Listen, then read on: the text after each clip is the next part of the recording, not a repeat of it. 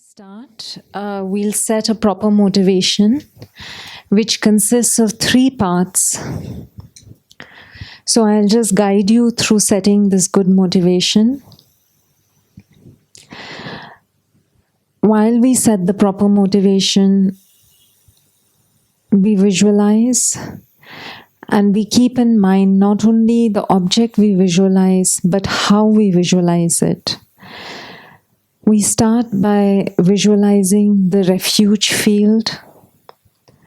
Visualize Buddha Shakyamuni, His Holiness the Dalai Lama, and any enlightened being whom you hold in great regard because of their wisdom and compassion from any tradition.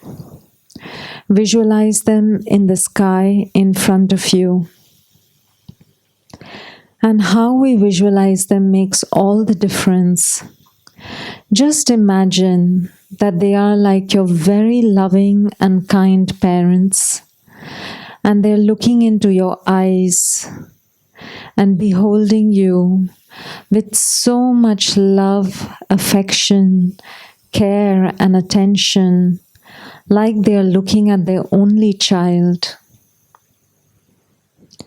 And you feel so protected and cared for by them, knowing that they are there to guide you along this journey. Next, we will visualize the bodhicitta field. Start by visualizing your kind parents on either side of you. And all the dear mother sentient beings, they are surrounding you, leaving none aside, especially the difficult people or the so-called enemies. Include them in your circle of love and affection. And here, visualize that you are leading all the sentient beings in this practice.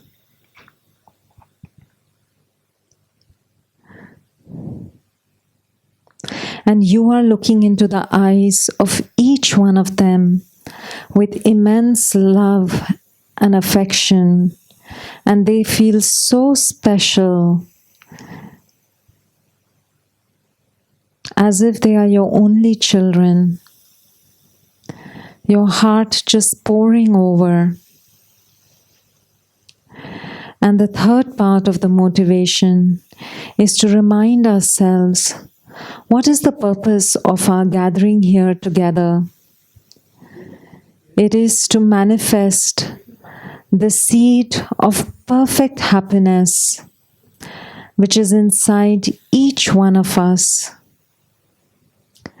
The seed of perfect happiness, also known as our Buddha nature or the Tathagata Garbha.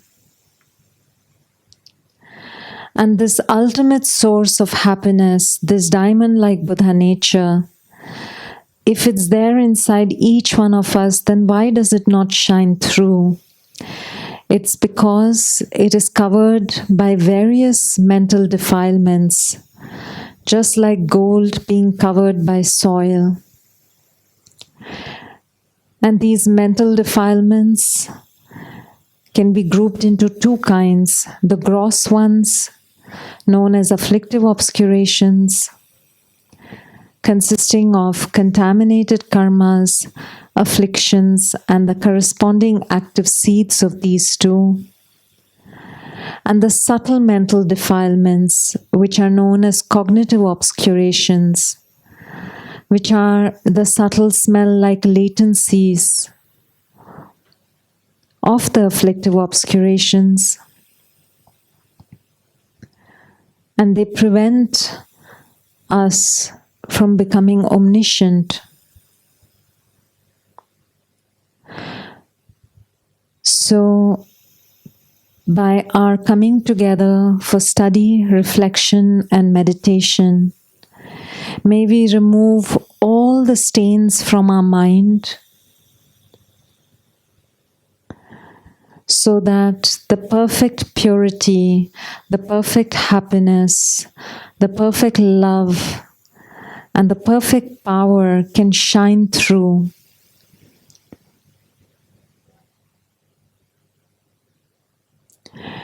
And may we become fully and completely enlightened, awakened, and also lead all the dear sentient beings who are like our brothers and sisters, and lead them to this state of perfect happiness so they can also abide in this great joy.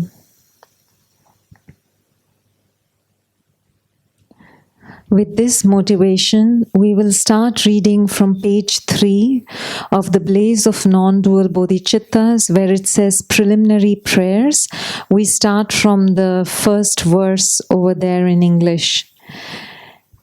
Enthused by great compassion, you taught the immaculate Dharma to dispel all perverted views.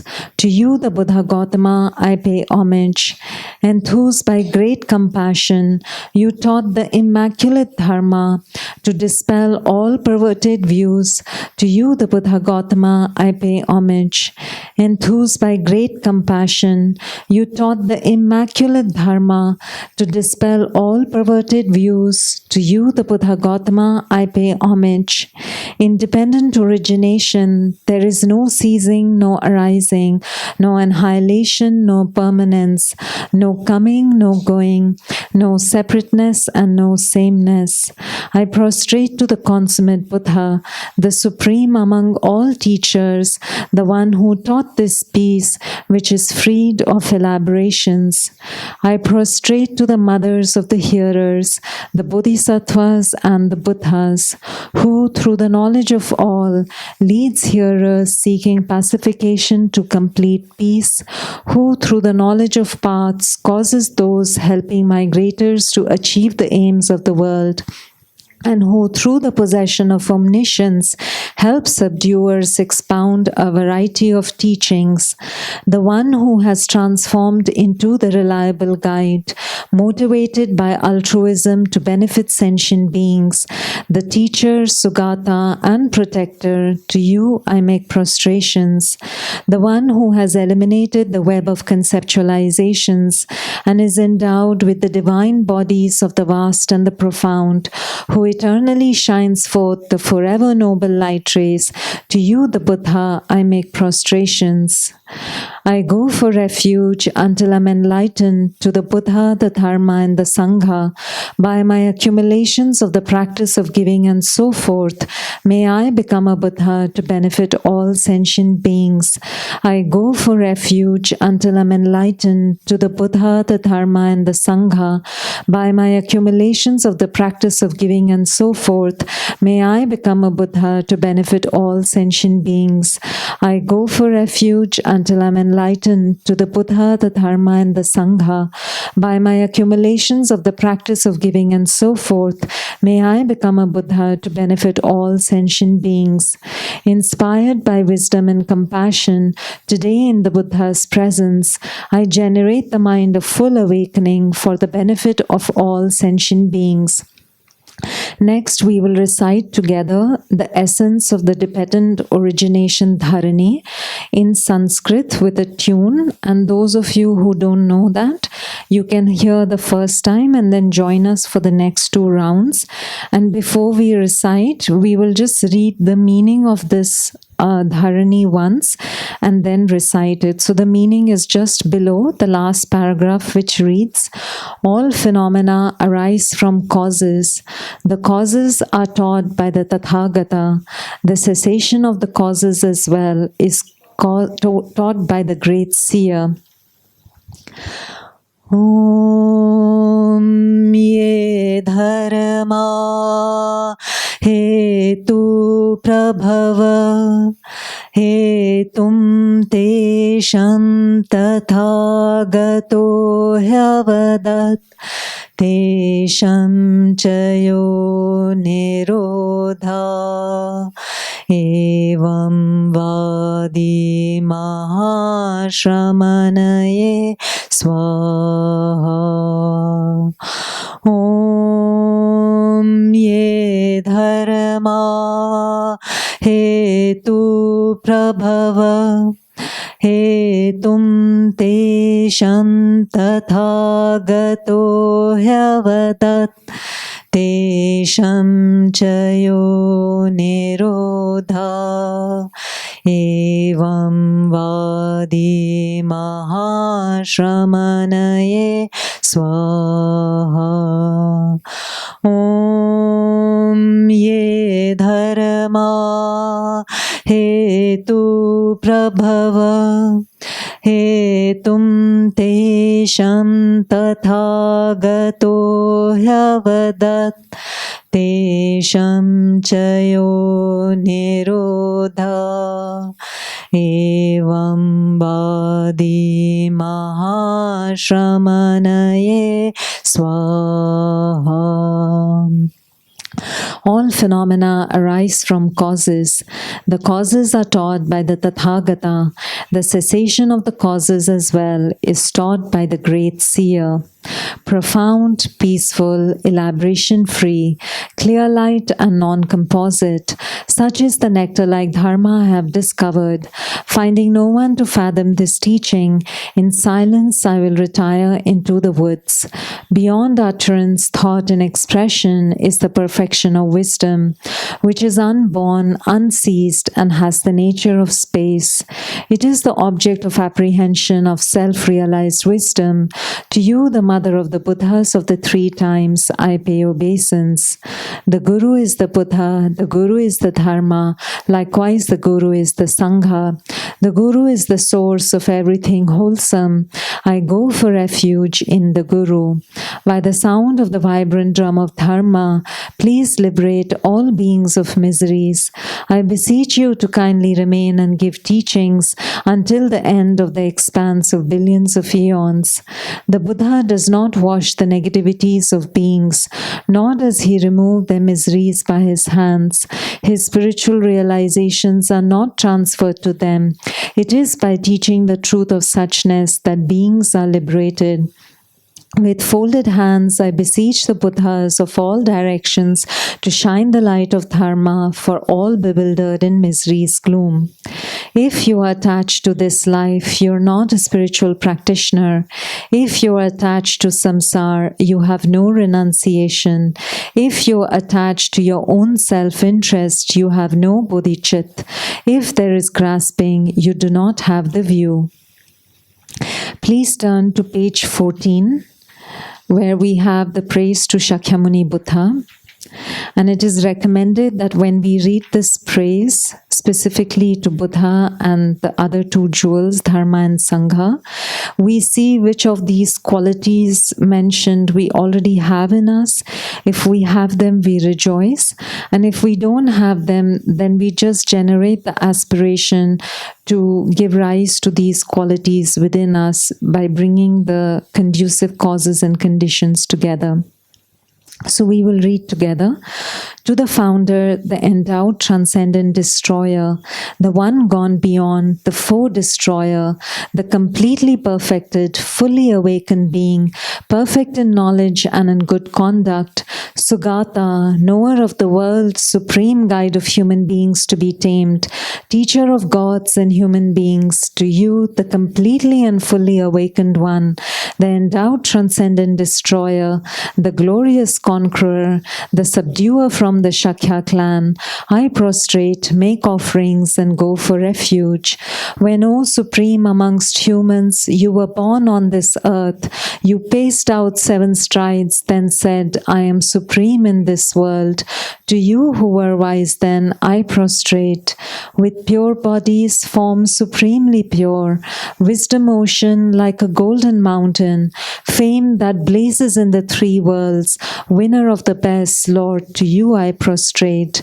With the supreme science, face like a spotless moon, color like gold, to you I prostrate. Dust free like you, the 3 worlds are not, incomparable wise one, to you I prostrate. prostrate, the Savior having great compassion, the Founder having all understanding, the field of merit with qualities like a vast ocean, to you, the Tathagata, I prostrate, the purity that frees one from attachment, the virtue that frees one from the lower realms, the one path, the sublime pure reality, to the Dharma that pacifies, I prostrate.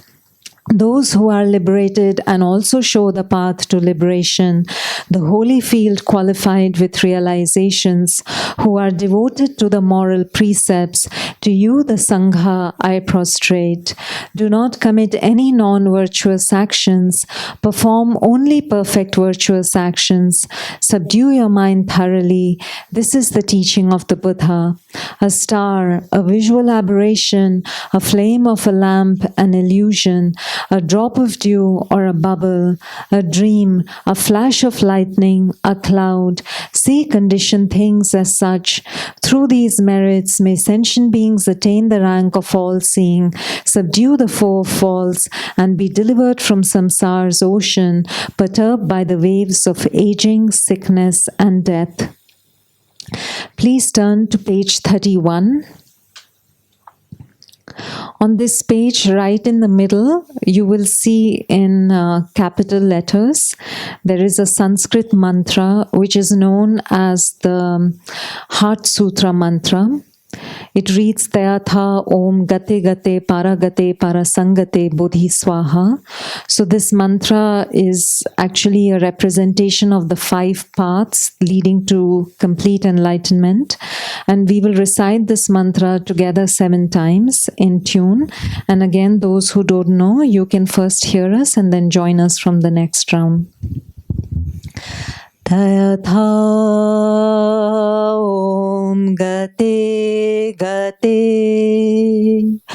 Paragate Parasangate Bodhi Swaha. Tayatha Om Gate Gate Paragate Parasangate Bodhi Swaha. Tayatha Om Gate Gate Paragate Parasangate Bodhi Swaha. Tayatha Om Gate Gate Paragate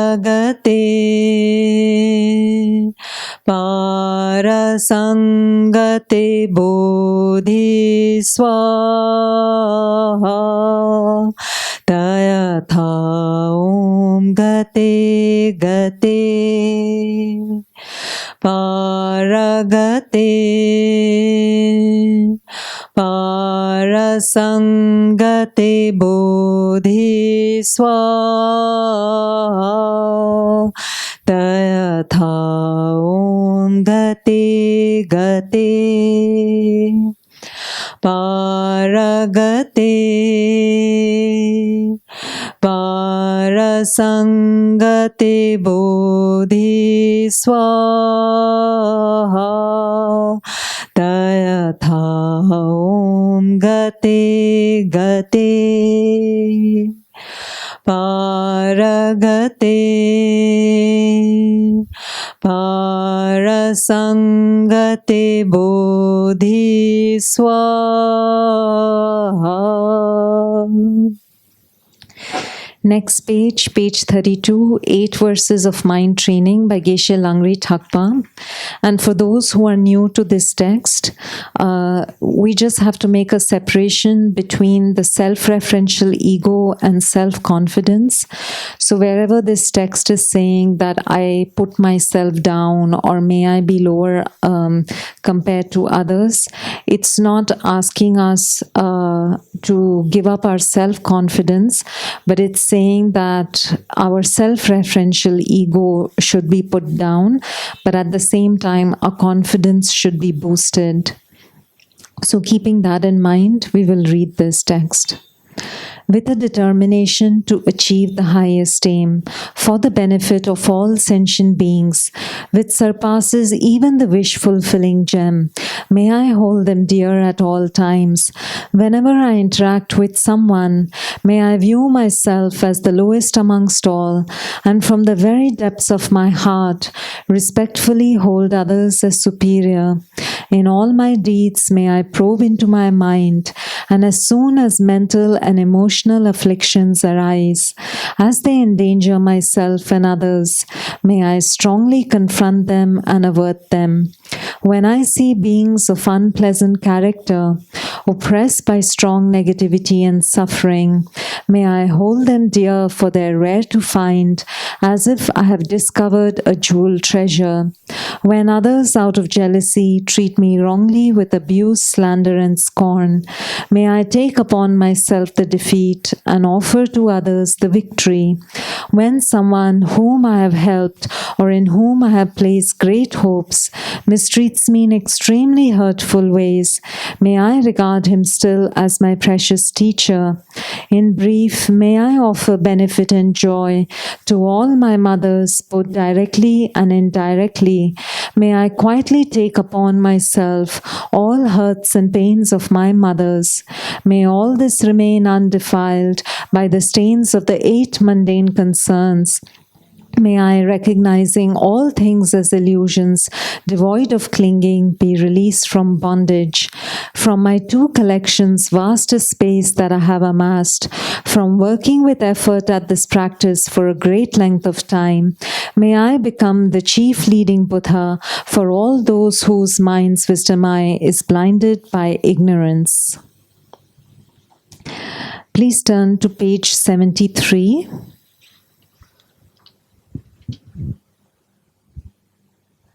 We will read the text, The 3 Principal Aspects of the Path by Lama Tsongkhapa. I bow down to the Venerable Lamas. As well as I am able, I will explain the essence of all the teachings of the Conqueror, the path praised by the Conqueror's children, the entrance for those who desire liberation. Listen with a clear mind, you fortunate ones, who are not attached to the joys of cyclic existence. Strive to make good use of leisure and opportunity, and direct your minds to the path that pleases the Buddha. Without pure renunciation, an end to attraction for the pleasures of cyclic existence is unattainable. The craving for existence also binds beings. Thus, from the outset, seek renunciation. Reverse attraction to this life by reflecting on how leisure and opportunity are difficult to find and how life is ephemeral and without span. Reverse attraction to future lives by repeatedly thinking of the infallibility of karma and its effects and the miseries of samsara. Contemplating thus, when for an instant you do not admire the splendors of cyclic existence and remain intent on liberation day and night, renunciation is born in you then. Renunciation, if not tempered by a pure mind of bodhicitta, however, does not bring forth the perfect bliss of unsurpassed enlightenment. Therefore, the wise ones generate the excellent mind of bodhicitta. Swept up in the current of the 4 powerful rivers, tied by the strong bonds of karma, so hard to undo, caught in the iron net of self-grasping, completely enveloped by the darkness of ignorance, born and reborn in boundless cyclic existence, ceaselessly tormented by the 3 miseries. Thinking of your mothers in this condition, generate the supreme mind of bodhicitta. Although you train in renunciation and the mind of bodhicitta, without wisdom that realizes the ultimate reality, you cannot cut the root of cyclic existence. Therefore, strive to understand dependent arising. One who sees the infallible cause and effect of all phenomena in samsara and nirvana, and destroys all focuses of apprehension, has entered the path which pleases the Buddha. We'll pause here.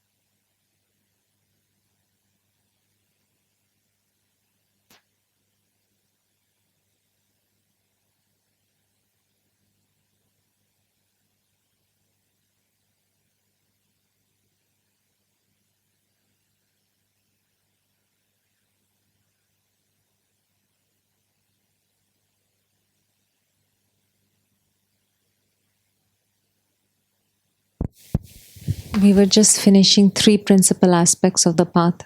Okay, so we'll just finish reading.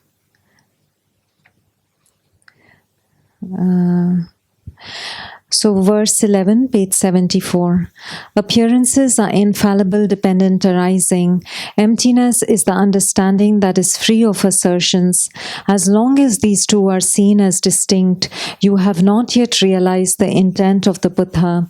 When these two realizations are concurrent, where the mere sight of infallible, dependent origination concurrently destroys all modes of grasping through definite discernment, at that time the analysis of the profound view is perfected. Furthermore, appearances refute the extreme of existence. Emptiness refutes the extreme of non-existence. When you understand that emptiness arises in the form of cause and effect, you are not captivated by the view of extremes. O my child, once you have thus realized the points of the 3 principal paths, seek solitude and cultivate strong determination, and quickly reach the final aspired goal. Thank you.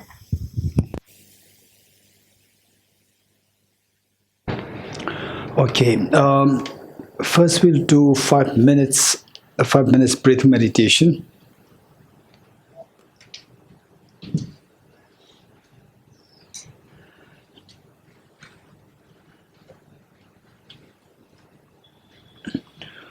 Okay, so how many of you are not exposed to any form of meditation? Raise your hands. Okay, so this is very important. We see that there are some, of course, those who are not exposed to meditation. We learn how to meditate, and those who are already exposed to meditation, still there are things that we need to keep in mind, that we don't miss those points. Why I'm saying this is that I meet many people, and some they mentioned that I've been meditating for the last 3 years and so forth.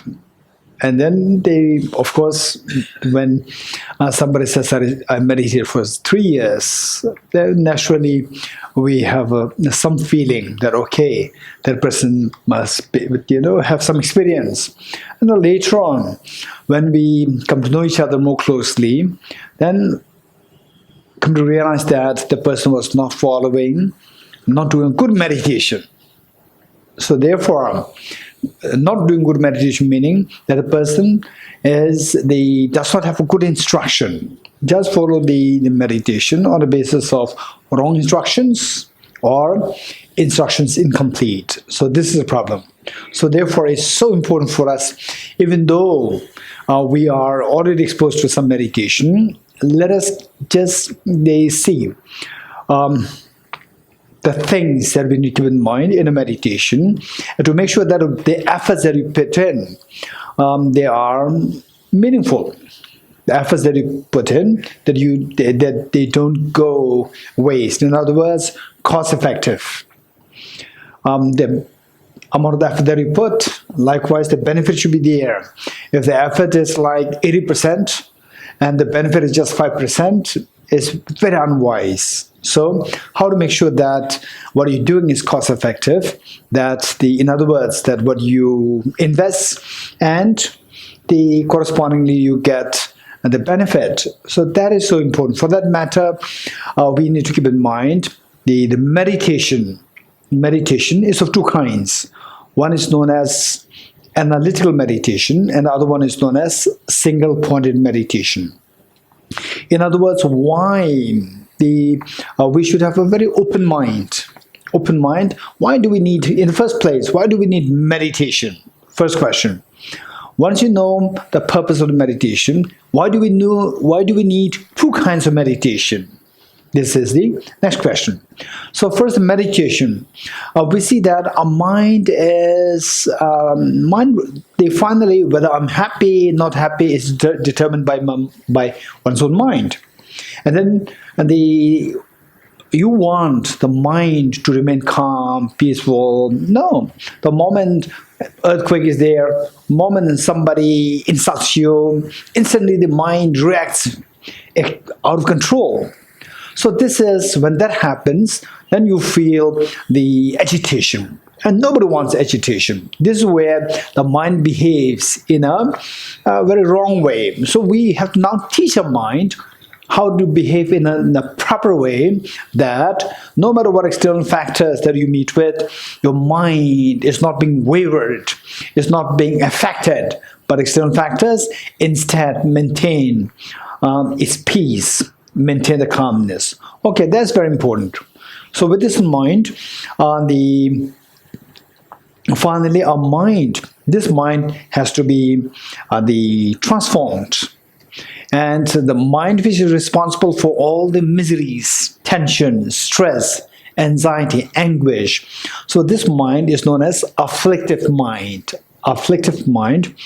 And the other mind which is responsible for happiness, calmness, understanding, harmony, so forth.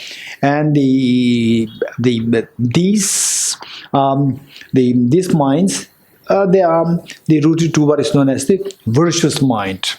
In other words, tamed mind. The uncontrolled mind and the tamed mind. There are two. So for that matter, we come to realize eventually, if we study more deeply, we come to realize that all these untamed mind, they are rooted to ignorance.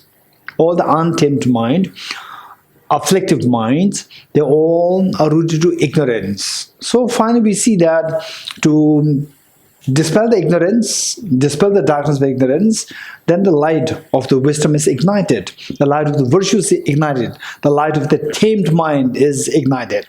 So the question is, how to dispel this darkness of the ignorance? So of course it is through the introducing light.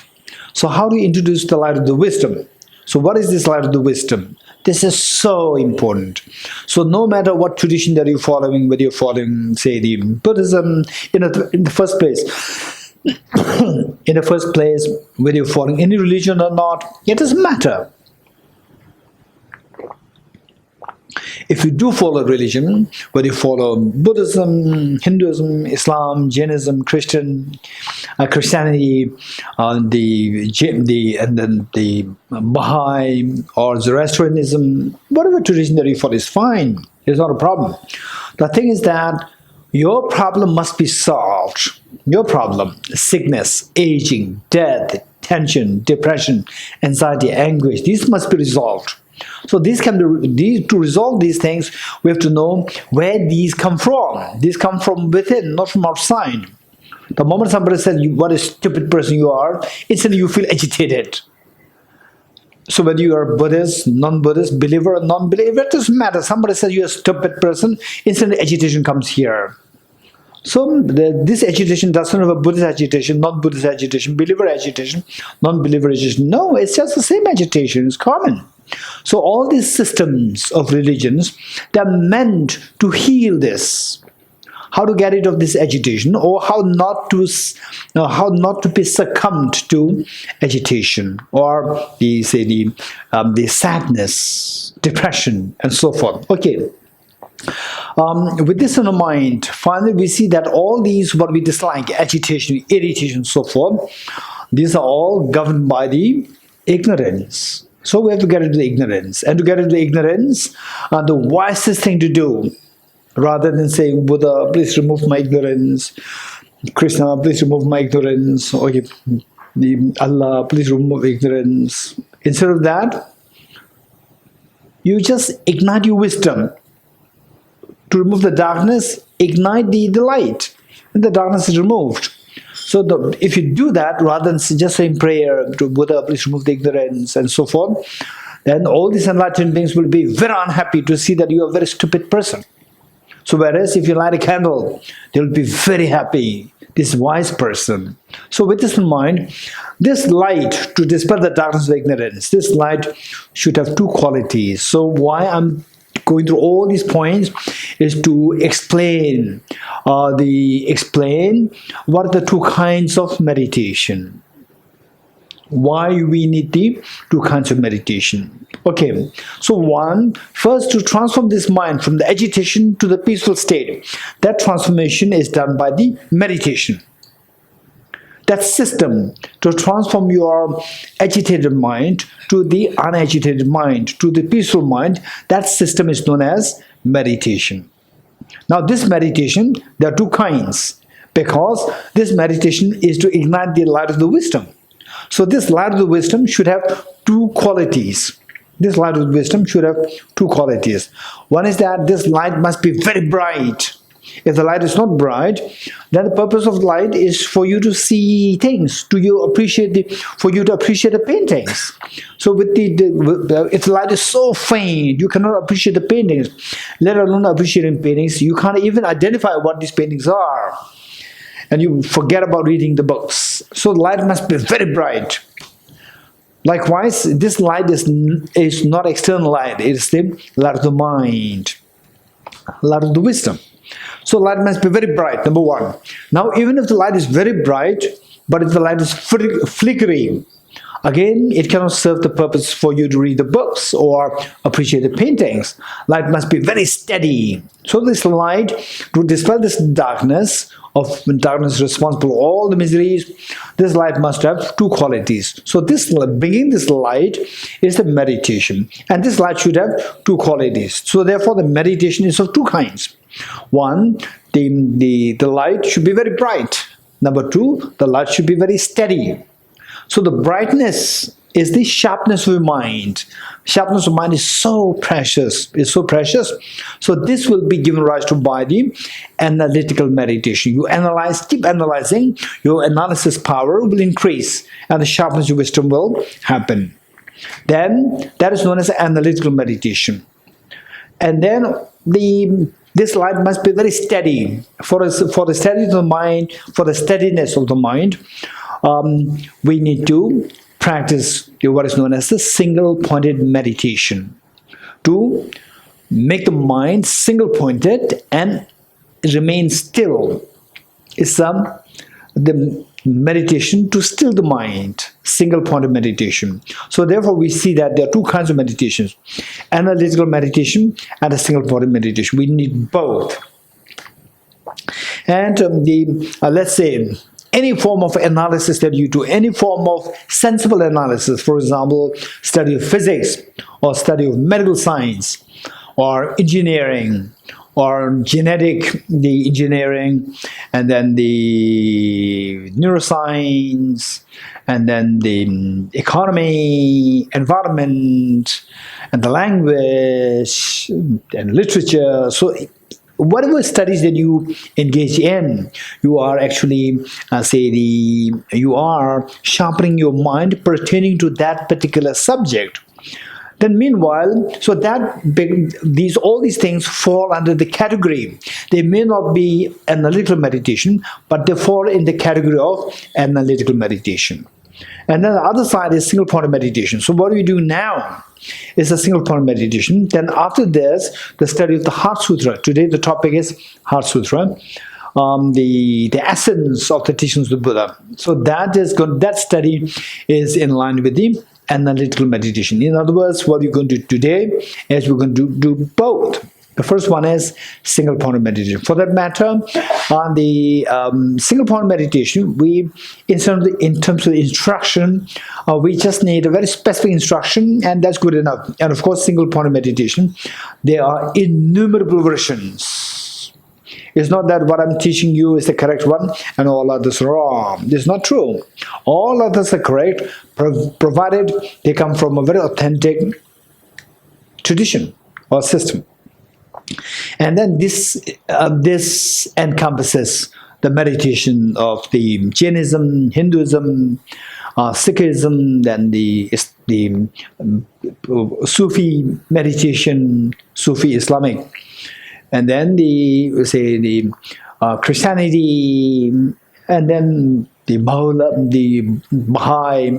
All these traditions, they have their own meditation system. They're all very standard. Okay, with this, what we're going to do here is going to be single point of meditation now. And so this to a single point of meditation, I'm saying this again, there are two things in our life. Sometimes there are things where something is better than nothing. There are things which fall into this category. Something is better than nothing. And at other times, there are cases where nothing is better than something. There are two categories. You're getting it? Okay. For example, let's say, for us to have eyes, even if our eyes are so weak, our eyes are not that functional, still something is better than nothing. Whereas, say, I'm sick, take medicines. Take medicines. I don't know which medicine to do. There are so many kinds of medicines. Unless the doctor is there, nothing is better than something.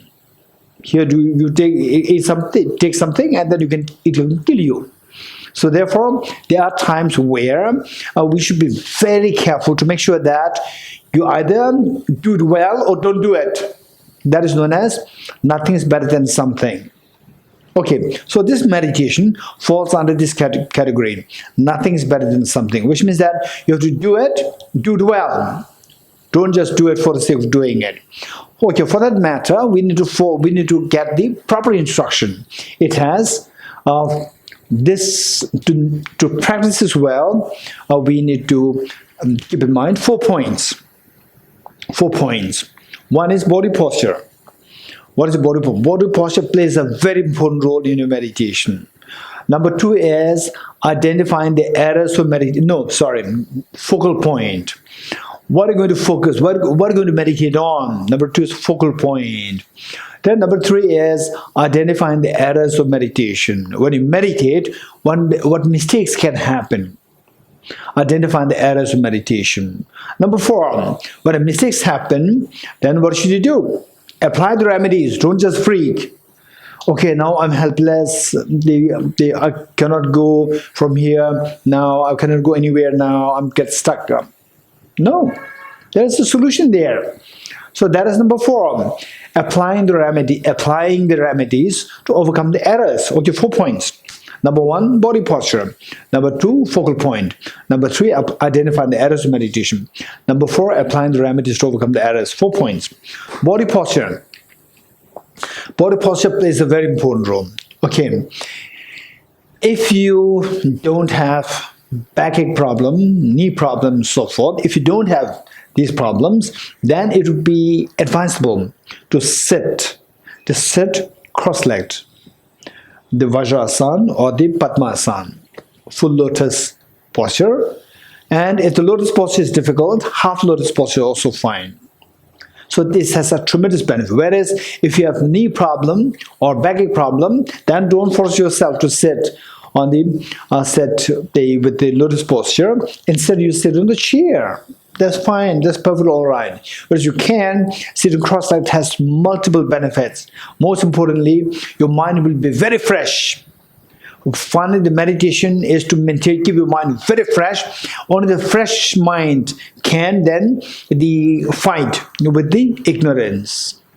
So only the very bright light can fight the ignorance. So therefore the fresh mind is required, not a dull, the foggy mind. Okay, so this body has a tremendous, the sitting in this body posture meaning the cross-legged would be very helpful. Number one. Number two, which is so important, is body upright. Body upright. Okay, so oftentimes we may see people sitting with back bend like this. If you sit like this is a very bad posture. Very bad posture. Sitting like this is a very bad posture. Never ever build this habit.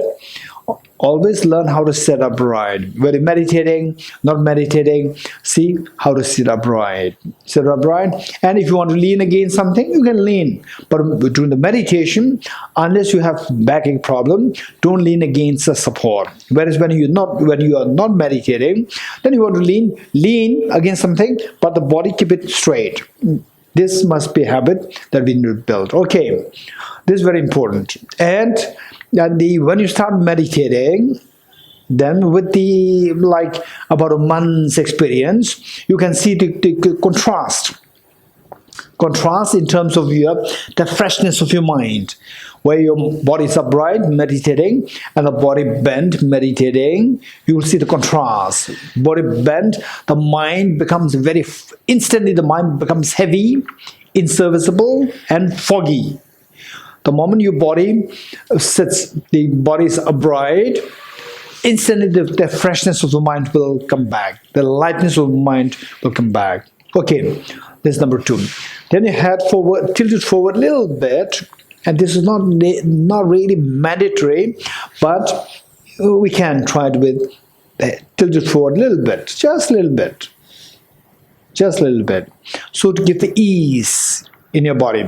And then the next point, which is so important, is eyes not closed. Eyes not closed. Okay, even many teachers, for beginners, they say they close their eyes. This is not a good advice. Whereas if somebody has been doing this meditation with eyes closed for the last more than 2 years, okay, then you may be exempted. But otherwise, if you are a beginner or not more than 2 years meditation, then make sure that your eyes are half open, 45 degrees cast down. 45 degrees cast down. Okay, this is one point. Now the next point is the tongue, tip of the tongue should touch the upper palate. Tip of the tongue should touch the upper palate to avoid excessive accumulation of saliva in your mouth. And then the teeth and the lips, keep them in the natural course and breathe normally. Breathe naturally. Don't force your breath. Don't control your breath. Let the breath flow very naturally. Okay. And then while your body is upright, make sure that your body is flexible. The body is not stiff. Body is not stiff. Sometimes when we start building a new habit of keeping the body upright, and then you sit upright and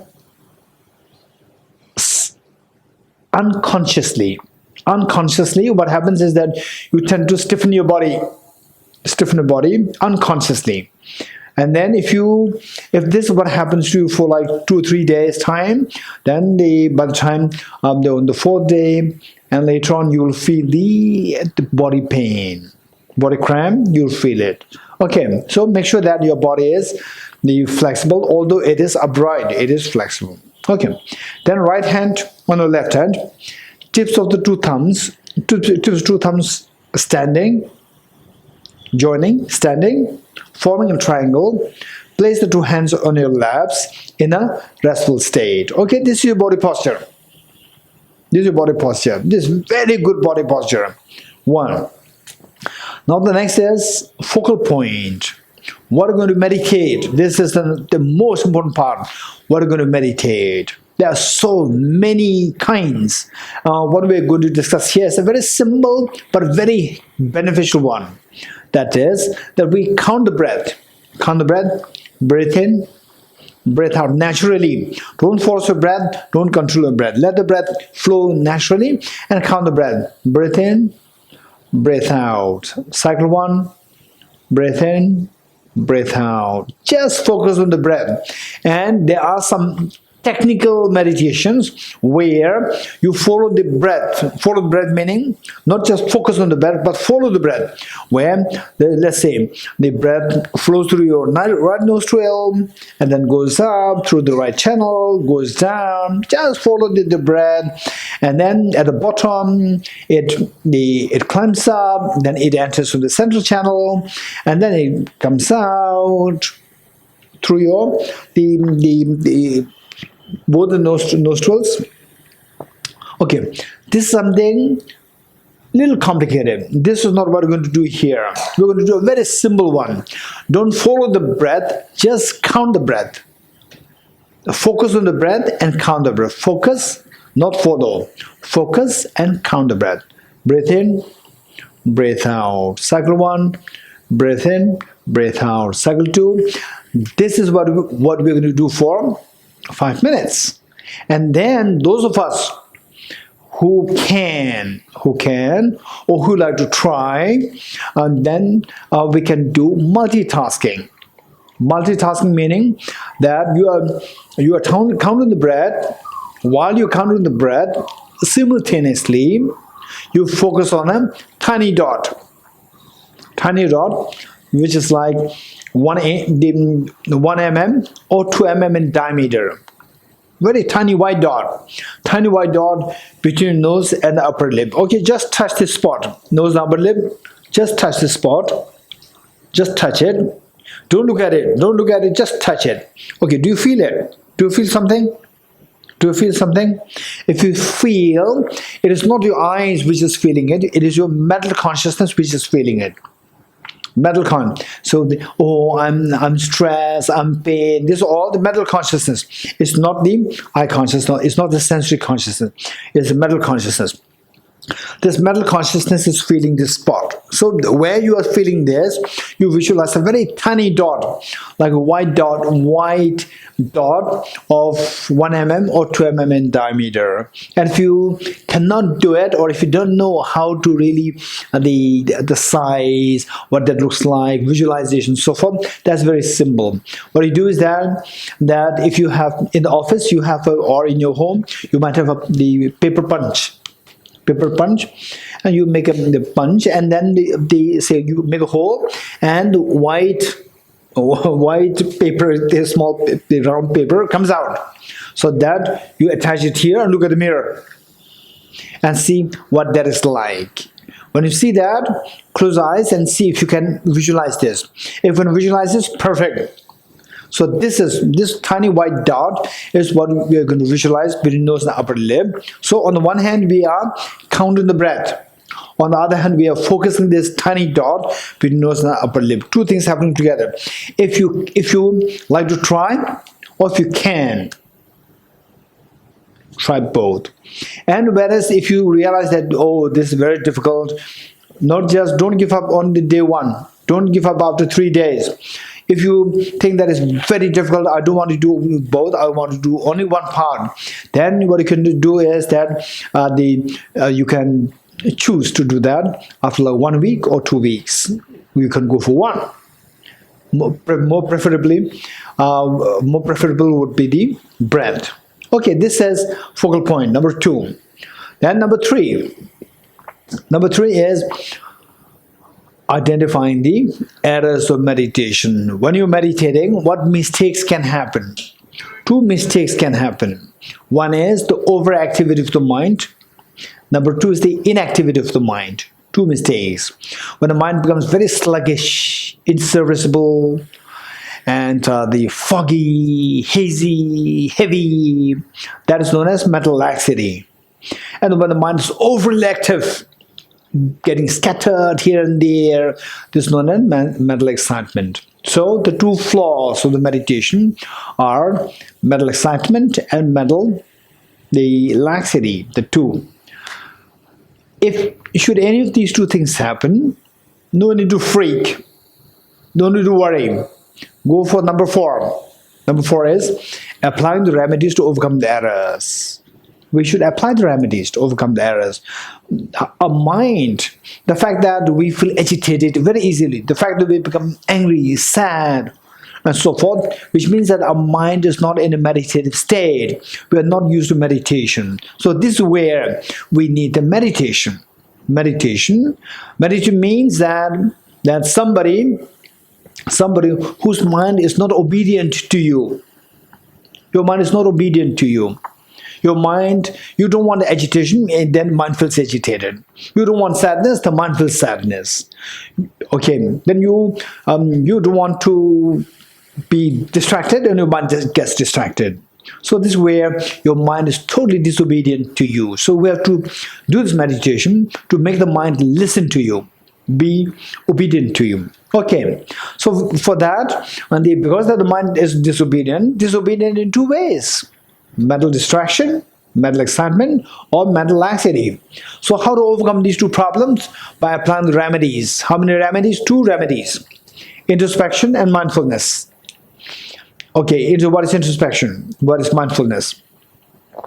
Say your mind, which should be otherwise meditating, it is like your pet dog. Sometimes the pet dog, you can lose the pet dog. If you lost the pet dog, what do? First you go in search of the pet dog. So your mind, which is otherwise to be meditating, is like a pet dog, and instead of it sitting on the focal point, it gets lost. So you have to go in search of this mind, meaning that to see what your mind is doing. That is the introspection, like surveillance, vigilance, introspection. So once you find your pet dog, then the job of the introspection is done. Next is the job of the rope.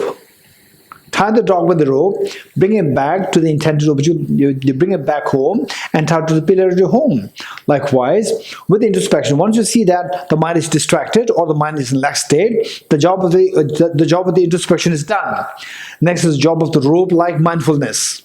Rope-like mindfulness, tie the mind with your mindfulness, meaning memory, to bring it back to the intended object of the meditation. That is the focal point. Okay, this is what we're going to do for 5 minutes. Ready?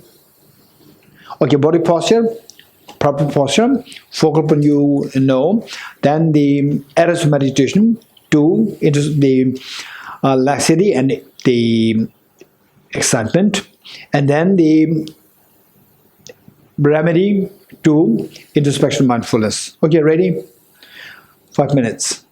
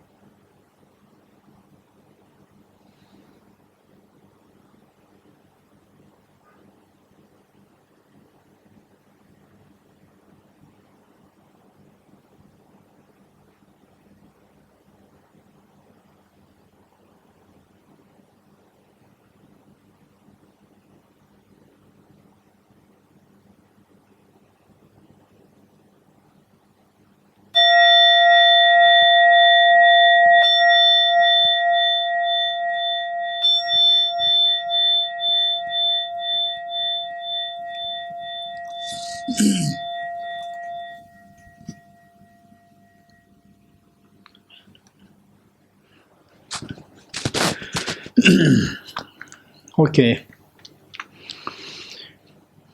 Any questions pertaining to the meditation from what we learned just now? Any questions?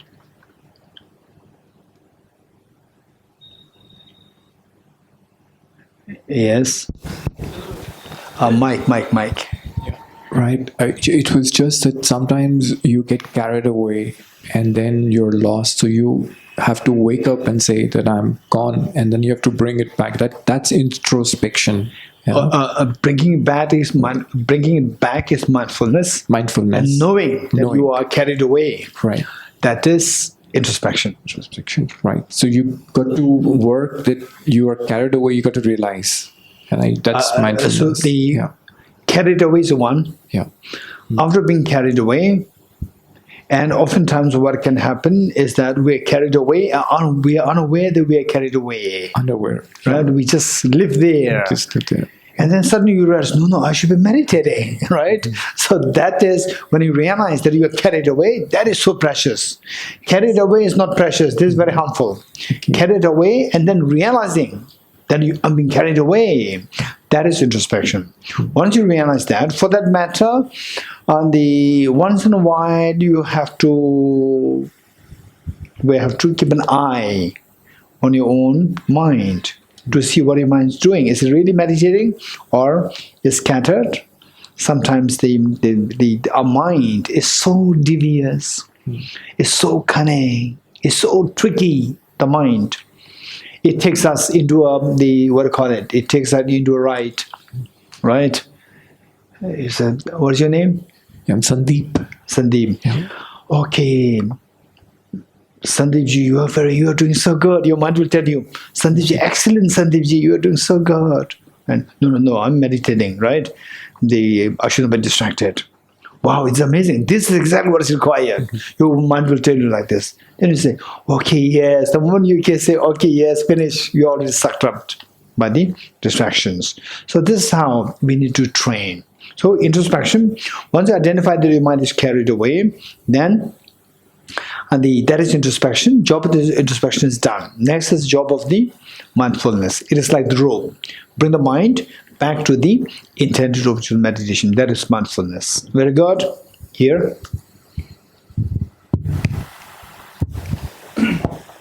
Mine is also the same kind of question. The mind is not, focusing on one point. It's scattering. Yes. So the mind is a trickster. It really tricks us. It just carries, takes us into ride in so many. Believe it or not, when we are watching movies or when we are into parties, whatever you're focusing, you're so focused there. When it's not necessary. When it's necessary, your mind cannot focus. It can just go crazy, scattered. Within 1 minute, you can be scattered like 10 times.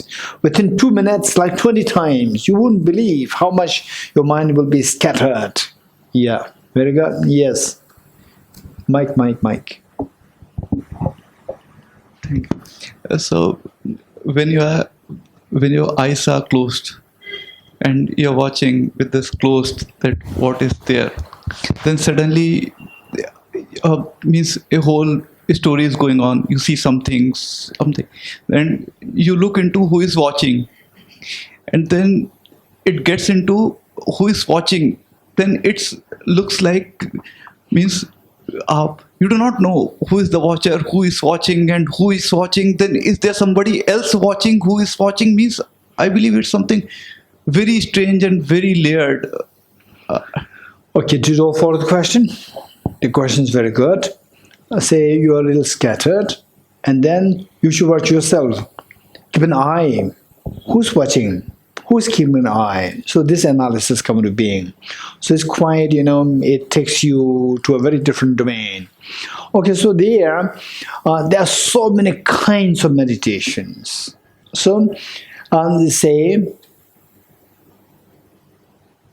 if you are to play football, go to the football ground. When you play, don't take a book with you. Then in the middle of the ground, then you open your book, read the story book, read the chemistry book. Don't do that. You getting it? So what I'm saying is that right from the beginning, you should be very clear in your mind. What am I going to meditate on?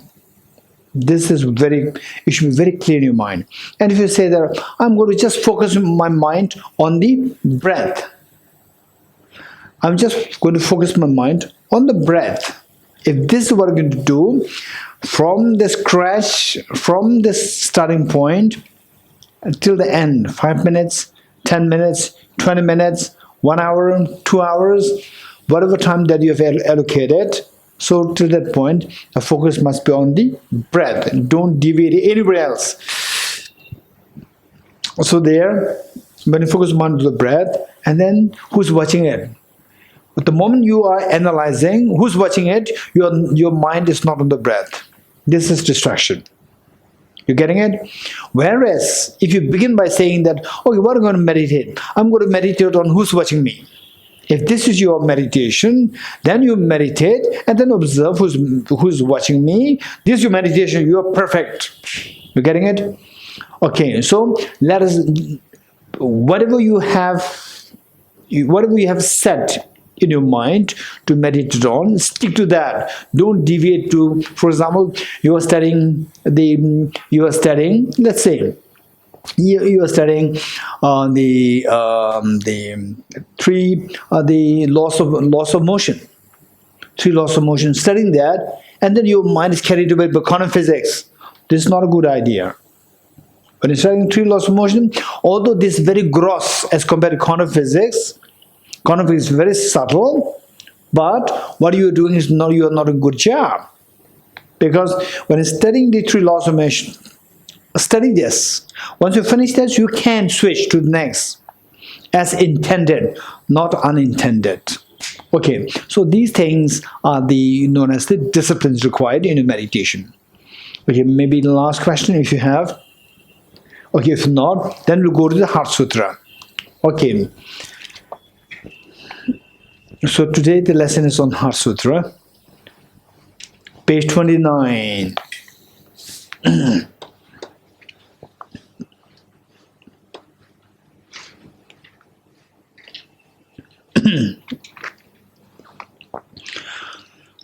Okay.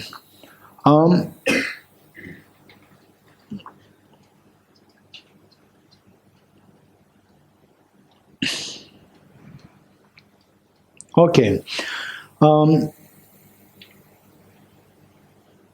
What we learned before we did the meditation, what we learned was that all our problems, stress, anxiety, depression, anguish, dissatisfaction, and the boredom, all these problems, the root is ignorance. Okay, tell me how many you had some tragedies, or say the mental pains, or sadness, deep sadness. Sometimes nothing really works. Everything is not at all in your favor, not at all in your favor. Everything going in the wrong way, back to back. Okay, how many of you had that experience at least once in your lifetime? Raise your hands. Okay, Nisha, you did not have such experience? Yes. Yes, raise your hands. Have? Yes. Doctor? No? What I'm saying is that in your life, problems happen one after the other. Yeah. This is what I'm saying. Not group, individual or group, both ways. Okay, it happened. Okay, we all had that experience. Okay, so if we really want to get rid of this problem, first we have to know where this problem comes from. Okay, before we actually jump to the Heart Sutra, first I'll have to check if you're ready to study Heart Sutra. Right? I'll have to check it. Because to study Heart Sutra, believe it or not, this Heart Sutra, the subject matter is the most sophisticated the philosophy. And then we are studying this within one hour. And the people in the big monastic universities, they study this concept for like 10, 20 years. 10, 20 years, at least like 7 hours a day into 7 hours a day into 30 days, into 12 months, right? And then into 20 years. Okay. And we are studying this in 1 hour, right? Okay, so if you're not legitimate, then there's no point. So I like to see if you are ready for that. For that matter, I like to ask a question to you. Okay, don't think that question is very complicated. It's going to be very simple. Speak your mind. Don't think about philosophy. Speak your mind. What comes to your mind, just let it come out. Idea is that all these philosophies, they are not to enrich you with the extra knowledge. It is to curb, it is to curtail, it is to get rid of your problems. And the root of your problem is, what we said is, ignorance. Right? Okay. Let's say, my question to you is that, okay, first I'll give a scenario. A scenario is partly true and partly not true. But you don't forget about, don't worry whether it's true or not. I'll just create a scenario. Then after creating a scenario, I'll seek your advice. And then you have to give me the advice. Okay. Say, I live in Delhi, you know that. I live on the 3rd floor. That's also true. I live on the 3rd floor. And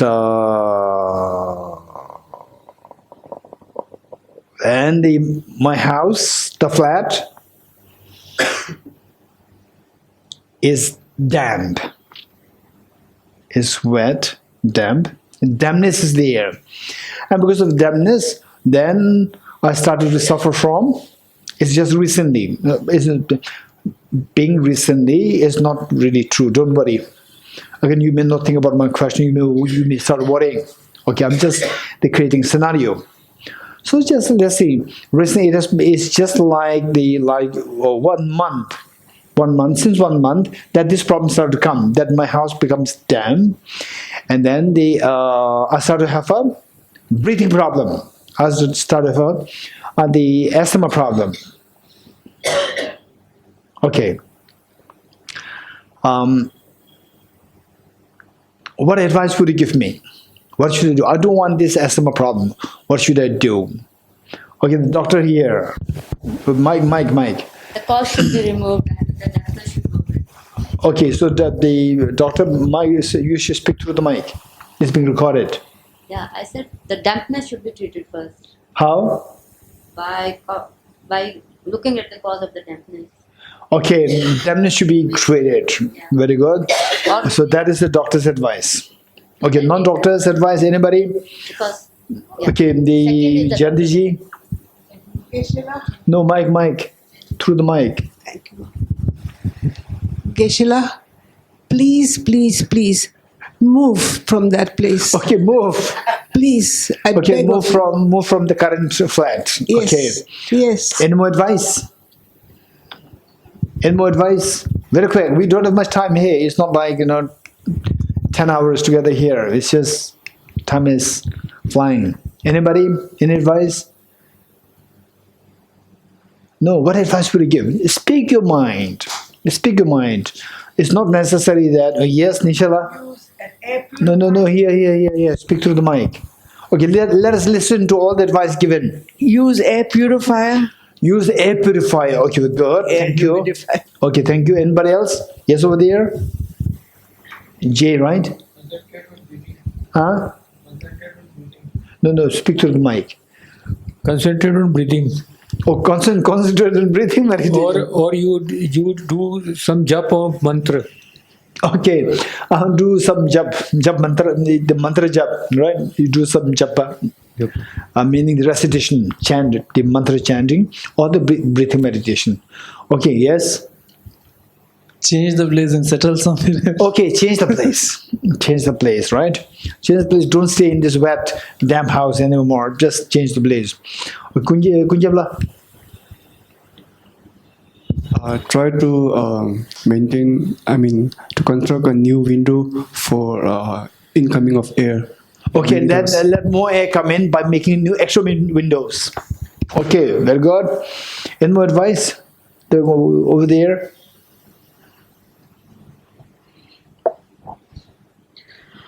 If you cannot reduce the moisture, and if the medicines are not working, then better leave the place. Okay, see if you can reduce the moisture and take some medicines. And if nothing of these two work, leave the place. Good. Yes, same thing. Try to find a quick solution, and in case if there's no solution, just leave and go to some other better place. Now, don't just say look for a quick solution. This is my question to you. What is quick solution? Quick solution I'm would asking be you, to and do you are saying that you will look for a quick solution. Yeah, the quick solution would be just to quickly get the thing, rectified so that the damn thing goes off and becomes dry. And By dehumidifier? no, you just apply that, that kind of a, what do you call the doctor fix it something. And you apply on the walls, and I think they become dry. Like what do you call it? The waterproof cement. That's right. Yeah, that's right. Waterproof plaster. That's right. To make it dry. Okay, waterproof plaster, and then some hot air to make it dry. Okay, hot air, and then dehumidifier. Yeah. Okay, good. Okay. Tejala. Oh no, Tejala. Okay, Namjala.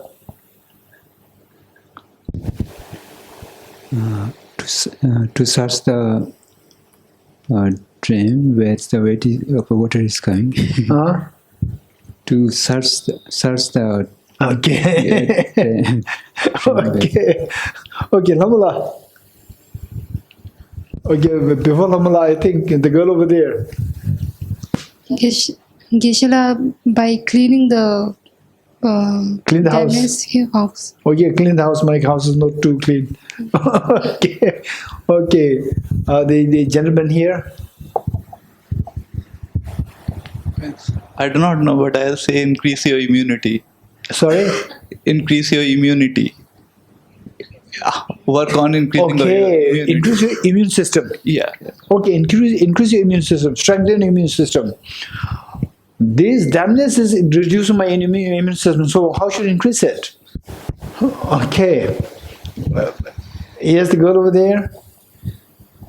Actually, I've gone through it myself. Whoa. So I have done two things. One, that lady said I've used air purifier. Okay. And I've kept not air purifier. and Dehumidifier. Yeah, I'm sorry. And I've kept my doors and windows open for some time, so Okay. that it goes a little dry and fresh air comes. Then what did you do? And it has reduced it quite a bit. Okay, I mean, this you on the third floor? I'm on 11th floor. Okay, 11th floor. Okay. Okay, now Badriji. I would try to find the source of the dampness. Where's the Okay. water coming from? Okay, so Badriji, Tejala, the Dr. La, and then Namjala. Okay, they will all okay. The point is that because that I'm on the third floor. Third floor means the dampness is not coming from the floor. Third floor means not coming from the floor, guaranteed. Sometimes it can come from the earth, from the ground. It can make the house very damp, but because you're on the third floor, it's not coming from the ground. And still damp means there must be, and then damp is not like water coming out like this. There's a mild dampness there. There must be the water pipe leakage. You have to identify that. So once you identify that, Fix it. For 10 rupees, you don't to buy 10 or 20,000 rupees dehumidifier. You don't to buy that. And you don't to change the house. You know, by say the carrying all these heavy books. Come to my room, you will see all the heavy books there. Whole my house is like the library. So all these books you have to again bring it down, again take it down in the house. You don't do all the things. Just with 10 rupees, you fix that leakage, finish, automatically they will dry, right? And you did not do that. The girl over there, what is your name? Huh? Sugandha, why did you not do that? No, I called my maintenance guys, but they were unable to actually rectify it. No, because they think that you have to buy dehumidifier, all these things. No, you have to ask them. You have to teach them the source. What is the source of this? You're on the 11th, not on the ground floor. Yes. You're getting My case was because of the seepage and all that other things. Exactly, that's what I'm saying. Yeah. So seepage means you can fix it. If you don't fix it, the problem will be continuous. No matter how much you use the dehumidifier, no matter how much you open the windows, doors, Delhi is very dangerous to keep the doors open. It's very dangerous. You're getting it? Yeah. Thieves can easily come in. Yeah. In fact, my next door neighbor, they keep their doors open. That was many years ago. They kept the doors open, and the thieves, they came. Say 2 or 3 friends were there, boys were there. And then the thief just came in, and one boy thought that this person was called by the other friend. Other friend thought that he was called by the friend, and both of them did not kick him out. And the person came in front of these 2 guys. The person came in, went to the kitchen, and then they removed the what? The gas pipe, and then took the cylinder, and he carried the cylinder very happily, took it down, and finally took it down, right? Very confident, took it down. And then the 2 of them, after about 1 hour, they had to cook food. They cooked food, no cylinder. And both of them saw that cylinder was taken down. And the boy said, "What happened to cylinder? You did not ask the men to come to take the cylinder?" "No, I did not ask. You must have asked." "No, it was a thief." "No, don't keep the house door open. You're getting particularly Delhi. Thieves are very expert, thieves. Okay, so the point is that you have to identify the source. You have to identify the cause. Get into the cause, right? Don't look for symptomatic treatments. If you go for the symptomatic treatments, your illness can become very chronic. Finally, you will die because of that. So therefore, treat the root. Okay, so now from what we've learned today, before we started the meditation, all the problems, the root is, what did we learn? Ignorance. Root is ignorance. How to get rid of the ignorance? Ignorance is like darkness. In dark, you don't see what is around you. You don't see the reality. You don't see what is around you. Ignorance, you don't see the reality. Ignorance blinds you from the vision of the reality. So, just as to get rid of the darkness, you have to introduce the wisdom. Likewise, to get rid of the ignorance, you have to introduce the light of the wisdom. So the light of the wisdom must be introduced. To get rid of the darkness, you have to introduce the light. So to get rid of the ignorance, you have to introduce the light of the wisdom. So this wisdom must be introduced. What is that wisdom? The wisdom, so this wisdom will tackle the root, the ignorance. And ignorance is the root of all our problems. Believe it or not, is the root of all the problems. Whether you are Hindu, Christians, Muslims, Buddhists, Jains, even non-believers, it doesn't matter. Sikh, Baha'i, or whatever. Our problems are finally rooted to the ignorance. That's for guaranteed. That's guaranteed. So how to get rid of ignorance? Only through the wisdom. Only through the wisdom. So what is wisdom? Wisdom is the discerning mind, whose apprehension of the object tallies with reality. What you sense and what reality is, these two tally, that mind is known as wisdom. Ignorance is what you see and the reality do not tally. That is the ignorance. So we need to cultivate the wisdom. What we are seeing, is that the reality? Is it the reality? This is questionable. This is questionable. So the point is how to guarantee, how to verify, how to double check that I'm now generating wisdom to get rid of this ignorance. Once the ignorance is gotten rid of, then all the problems will be solved. For example, say if there is a poisonous tree with millions of poisonous leaves growing there, and the wind blows from there through the leaves, and the wind touches your body, and you have skin rashes. So that is because of these leaves. So if you don't want the skin rashes, what will you do? Oh, these are coming from these leaves. After you get rid of these poison leaves, then you start plucking the leaves. There are millions. It's not just 2, 10, 30, 40. It's just millions of leaves are there. By the time you're able to remove like 400 leaves, another 800 new leaves will grow. So therefore, this is not really wise. So the wise person, what will that wise person do? Uproot it.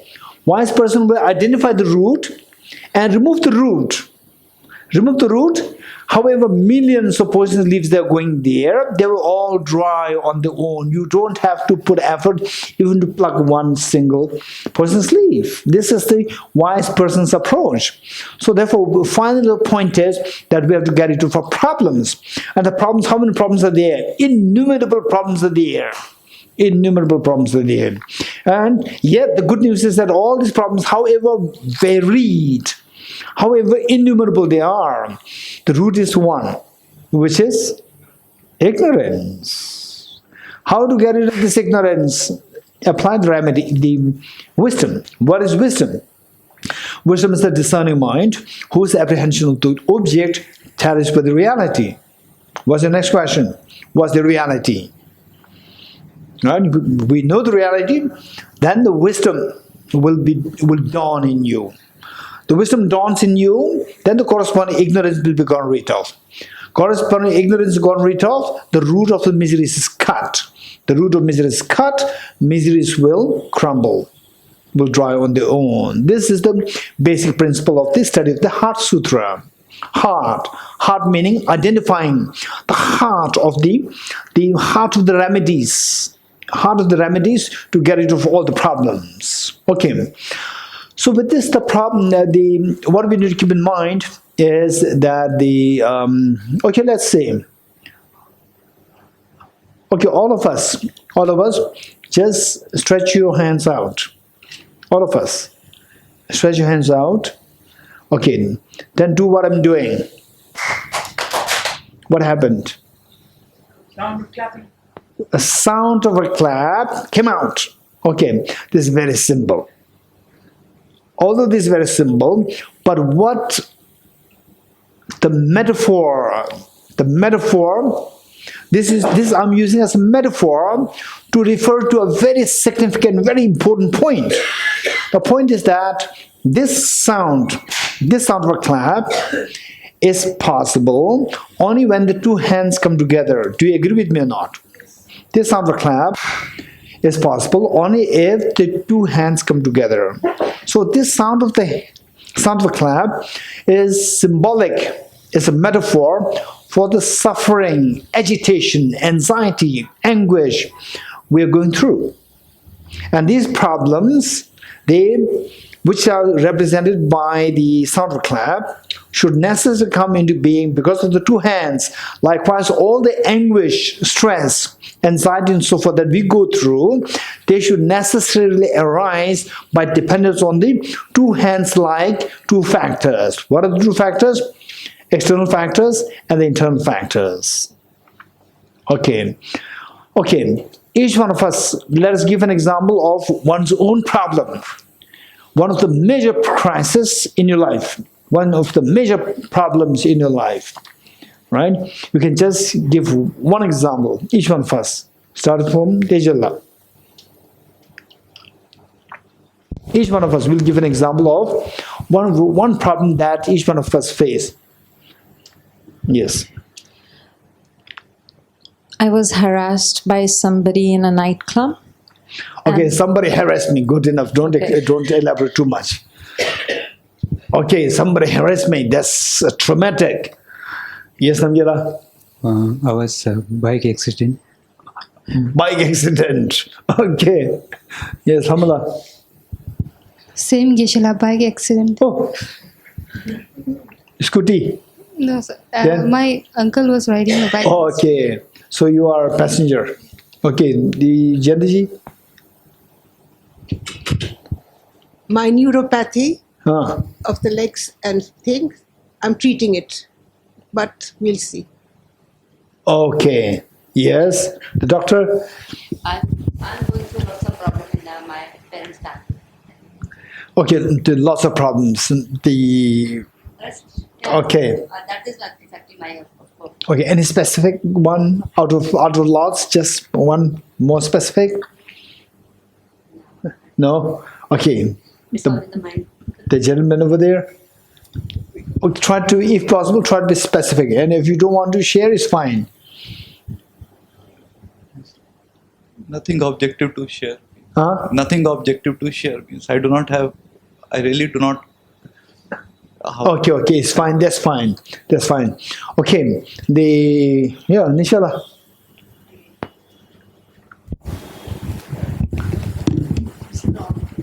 A problem. Problem was that there was lot of loud noise outside. Okay, loud noise.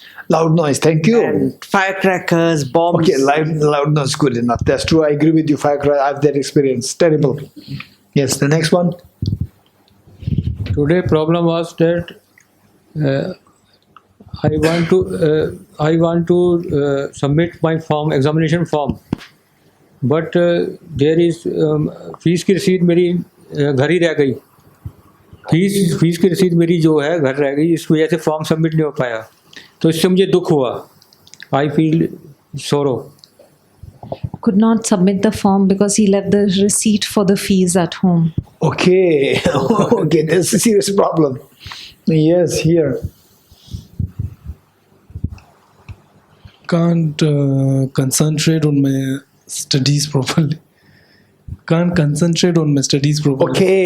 the problem of not being able to concentrate on the studies. Kunjabla? Getting bullied during childhood. Okay, being bullied. One child. Okay, that's serious. Many people. Yes. Yeah, sorry. Anger issues, monkey mind. No, the anger issues of somebody else towards you or you towards others? Meet ourselves. Okay. Uncontrollable. Okay. Like the monkey mind. Like I don't stop the thoughts. Yeah. Excessive anger and the monkey mind. Yeah. Okay. Yes, that's... Yeah, for me it was when my mother got unwell. That was the most... Mother was unwell and it was so painful. Yeah. Okay. Badriji. Broke my knee in a bike accident. Okay, bike accident. When you were the pilot or somebody else you were riding? Oh, you were driving. Yes, the girl over there? Relationship issues and indiscipline. Okay, relationship is a big problem. Yes. Okay. So we see that most of the problems that we identify, they are something external or internal? Most external. Because of the external, I have the problem. Because of the external, I have this problem. Because of my mother saying, I'm a problem. Because of the sound, I have a problem. Right?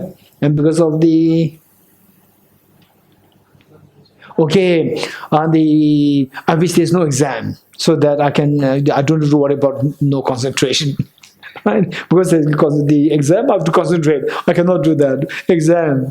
Okay. And then I left the piece of paper there. The receipt. Okay. And then the Nambiala, what's your problem? Bike. Oh, because of the bike. If all the bikes in the world, they are not there, then I would not have broken my knees. Okay. Okay. Someone also bike. Okay, relationship. How I wish if the other person, with whom I have a relation, if the person is have a very profound understanding, very compassionate, always giving time to me, this is what you want. But this is not happening. Okay, so that person also expects same thing from you. Yeah, you cannot do that. Okay, so look, because of this, because of that, it's all mostly outside. Oh, teacher, what did you say? Okay, harass again, somebody else. Okay, so there we can see that we can see. Okay, so here we can see that we identify most of the problems, if not 100%, 90% of the problems that we feel as a problem is by identifying the factors responsible for the problems as something external. Okay, the girl over there, what is your name? Yashna. Huh? Yashna. Yashna. Okay, so the Yashna, identified her internal problem.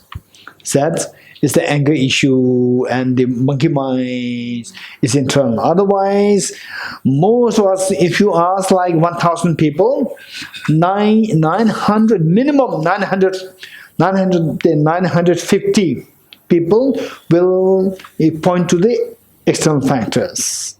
You getting it? Okay. Now, okay, we will do a quick exercise. We'll do a quick exercise. You getting it? Okay, and then it's going to be an exercise of the mathematical calculation. And those of you who are not good at mathematics, don't worry. It's going to be very simple mathematical mathematics. Very simple. Everybody can do that. Ready? Okay, you give me the answer. Only when I ask you what's the answer, you give me an answer. Otherwise, just do everything mentally. Don't verbally say this. Only when I ask you what's the answer, you then verbally give me the answer. Okay. Good. Ready? 2 plus 2 plus 2 plus 1 plus 3 minus 2 plus 1 minus 2. What's the answer? 7. Huh? 7. That's amazing. Wonderful.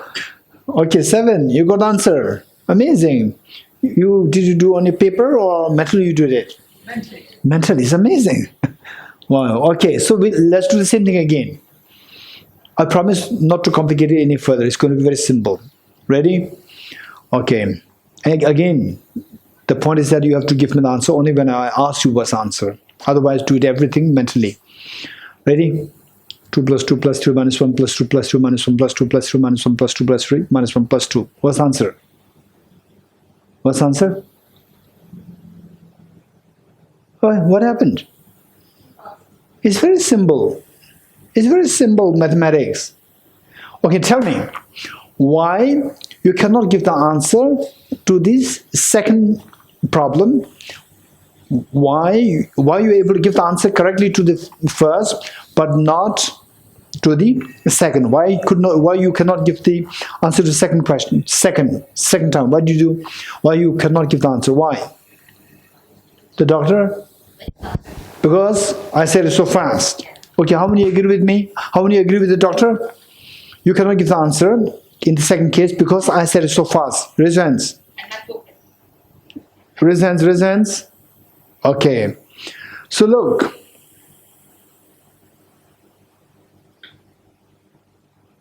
You cannot give the answer for 2 reasons. 1, I said it fast. Number 2, your mind is very slow. Your mind is very slow. Right? Your mind is very slow. Both are responsible. While both are responsible, but our instinctive blame is you said it fast. Right? Nisha, right? Yeah. You said too fast. You're getting it? My mind works too slow. You do not say this. You're getting it? So both are responsible. It's not that only your mind is responsible. Slowness of the mind is responsible. Only your mind, the saying fast is responsible. Both are responsible. Both are responsible. But then of the two, you picked up only the external. You're getting it? You did not pick up the internal. Now, look, this is our habitual tendency.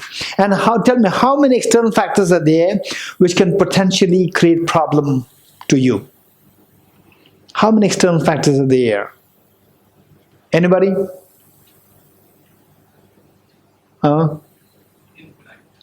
Infinite factors are there. Infinite external factors are there. You're getting it? Okay. So this teaching of Heart Sutra will teach us that there's no hard and fast rule to say that this is dharma, this is your spirituality. No.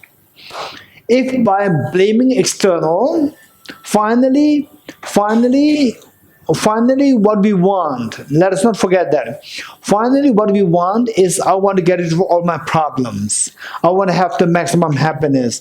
This is finally what I want. How many of you agree with me? How many agree with me? Finally I want to have all my problems gone, if possible, all my problems gone, and I will have the maximum happiness. This is what I want. Raise hands. Okay, good. Any system that makes you to achieve that goal, that becomes your spirituality. That becomes your path. Don't forget it. Right? There's no hard and fast rule. Any system that will minimize your suffering, that will increase your happiness, becomes your path. That is your path. Okay. Now with this, so how to get rid of my problems, right? How to get rid of my problems? So our tendency is to blame the external factors. Blame the external factors. Now tell me, external factors, how many such external factors are there to be got rid of? Infinite external factors are there. So, can you imagine that you can get rid of all the external factors? We cannot. We cannot. Because the number is so much. And on top of that, the external factors which we otherwise consider as conducive, they're also not conducive. Okay, the tendency with us is that when we are by ourselves, when you're by yourself, you say that I'm lonely. How many of you felt lonely once in a lifetime? Okay, and then when you're with the other people, again there's a problem. I have no privacy. How many of you felt it true? This is the problem. If you are alone, there's a problem. If you're with other people, there's a problem. So with the external factor, whatever external factors are there, somehow we have a problem. And we cannot get rid of all the external factors. If you wait to get rid of all the external factors so that your suffering will become zero, your suffering will never become zero. Because the external factors are infinite in number. Okay. Now, what is the wisest thing to do? Is also two. External factors, internal factors. External factors, impossible. To stop the sound of the misery, to get rid of the external factors completely is impossible. It's always there. Now, the wise people, instead of blaming external, will blame the internal. Right? Of the internal, will think of getting rid of the internal. Of the two hands, one external, other was internal. Remove the internal. External is there, but the sound stops. Sound of the misery stops. Your job is not to get rid of the external factors. You get rid of the external factor, not get rid of the factor. This is not the issue. Issue is the sound of the problem. The problem represented by the sound. As long as the sound stops, this is what you're aspiring. The sound of misery stops, everything is taken care of. So, how to make the sound of misery stop? By removing the external factor or by removing the internal factor? By removing the internal factor. Okay, what is your next question?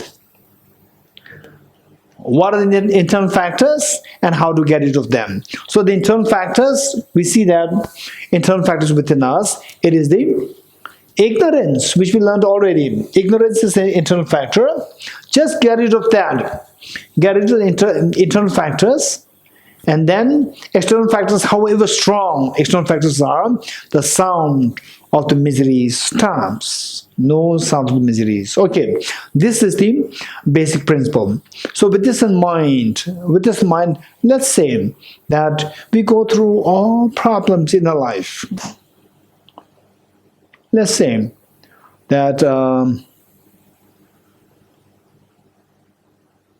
okay. Okay, let's say that for example, the sound. The sound. How many of you want to be? How many of you want to be in a place where nobody is there? It's only you. Only you, because you are so alone. Thieves, burglars can come in any time because they don't have to be worried. Police people are not there. You're getting it? So they know that somebody is there. They can easily come to break in your house. Okay. How many want to live in such a place? No one? Okay. How many don't want to live in such a place? Raise hands. Okay, Nishala, you don't want to live in such a place. Which means if there is a sound means there is somebody there. You getting it? Somebody there to make sure that burglars cannot easily come to rob you. You're getting it? So we see that what we see, for example, say what we see as non-conducive factors. Non-conducive factors. Okay, tell me, how many of you travel by metro? Raise hands. Metro. Okay. And the metro very crowded or always empty? You're by yourself? Very crowded. Very crowded. You like it or you don't like it? No. Don't think about, okay, now he's going to again challenge me. Don't think about that. Speak your mind. When less number of people are there, you are more happy, or when crowded, you are more happy? When lesser number of less number of people. Okay, that's good. Okay. So now, think of the two situations where one a very crowded metro, very crowded place, and another place you are by yourself, and any robber can attack you anytime. If you're given a choice, which will you choose? Huh? Nisha, What would I choose? oh, the crowded place or place where you are just by yourself, huge place, and then robbers, thieves can easily come to rob you. Crowded place. Okay. Okay. Why crowded place? Why? Because of safety. Exactly. Because of the safety. You're getting it? When you are not aware of such a situation, when you're not aware of such a situation where you are alone, nobody's there, right? Nobody's there, I'm alone, the robbers can easily break in, kill me. When you don't think about such situation, then you see that, oh, it's so crowded, overpopulation, how I wish the Indian population much less, Delhi population even less. So in the metro, there are only about 5 or 10 people in one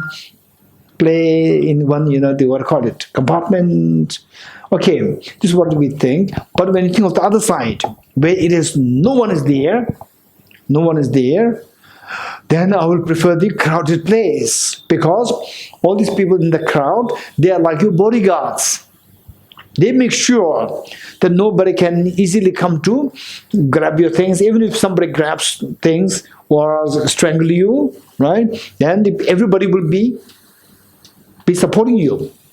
They will different. So that nobody dares to do that. This is confidence. Who gave you this confidence? The people around you. When you think like this, instead of feeling irritated, oh, it's so crowded, instead of that, I'm so lucky there's so many bodyguards around me. Right? They assure me that I'm fine, it's amazing. And then look, some of the VIPs, they have like hundreds of bodyguards. You know that? Yeah. Some of the VIPs, they have hundreds of bodyguards. Oh, these are very serious matters. Same 100 bodyguards. And these bodyguards and the VIP has to pay. It's very expensive. Not only pay, you have to make sure that these bodyguards, they eat something. Because if they don't eat, they have enough energy to support you, to give you protection. So therefore, you make sure that everything is happening. But in your case, very crowded, people are giving you the same protection.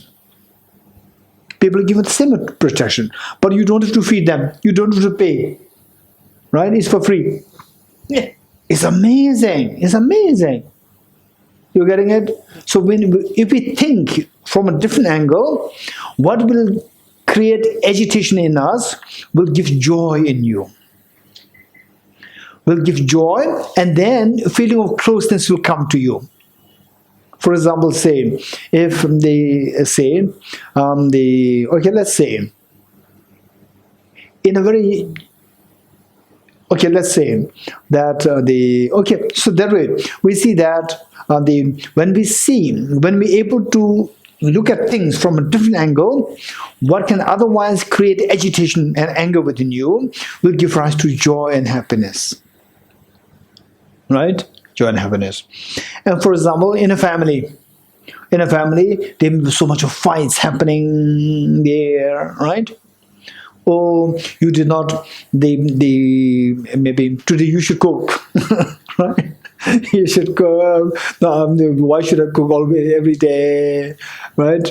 If you're alone by yourself, if you're alone, nobody there. Generally speaking, once I saw one mother who a wife who husband and 2 children. One time, I happened to bump in their house, and the wife was there, and the wife was eating a very simple food, very simple food. I said, why did you not cook a proper food? What answer she gave? She said that when I'm by myself, I don't feel like cooking anything. Only when the children are there, husband, everyone, then the enthusiasm comes to cook. You're getting it? So therefore, the point is that, say for example, so that way, it's your time to cook. Why should I cook every day, right? So when somebody is by yourself, we are social animals. Few people are exceptions, very few. Otherwise, we are social animals. When you're by yourself all the time, we don't see anybody there, anybody around you. It's just by yourself. Then gradually, what happens? A craving to see human beings will come to you, because we are social animals. But when we are in the community, we take that for granted, and then we don't appreciate the people who are around you. So from this we see that and in your house, a big family is very complicated. Because it's a big family, things cannot come easily. Right? For example, let's say some people when they have to go for holiday for a long time, and nobody's going to be staying in the house, usually they request people to stay there. Someone to stay there to make sure that nobody breaks in. So which means, whereas when the big family, and although the fights, differences are there, but we don't really have to hire somebody to stay in your house, because the other members are there. So we see that the safety is there. We don't think about the positive qualities, good things. We only think about negative things, then it agitates us. When you see the other side, and then from the other side you look at it, you see that every moment is very beautiful. Every moment is beautiful. So what the point is that internal way of thinking, when the internal thinking is negative thinking is removed and changes to positive thinking, everything starts to glow. You're getting it? Literally everything will glow. So for example, a very young child, let's say for example my nephew and niece, when they were very young, 2 of them went to school, and then for like 9 months they have to be in school. They're not meeting their parents. They meet only during the winter holidays. So for them, the school 9 months and the 3 months in the in the home with the parents, house every way is glowing for the two children. Every way is so beautiful.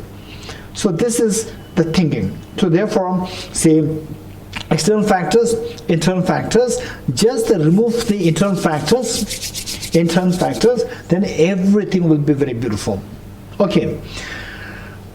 So the Heart Sutra idea is that how to remove the internal factors by substituting, by removing the internal factors and replacing them with the proper cognitive thinking. And then everything changes. Then happiness comes to you. Your misery is stopped. Right? So with this, the sound of clap, you remove the internal factor. No matter how strong the external factors are, the sound becomes zero. Your suffering becomes zero. Right? This is incredibly the beautiful the system to bring about to get rid of your suffering altogether and to have the maximum happiness. So what Heart Sutra is teaching is to how to inculcate this beautiful way of thinking to get rid of the very the very gross and very negative way of thinking, how to replace this. In other words, how to get rid of the internal factors. Okay, so we'll stop here. Any questions? And meanwhile, one issue raised by Tejala, that is very important to keep in mind. About, let's say, somebody comes to harass me, right? Harass me. So, oh, it's just internal factor. No. Internal factor, external factor, both are responsible. You getting it? Both are responsible. So what I'm talking about, to what we are learning now, this is on a very high level. High level.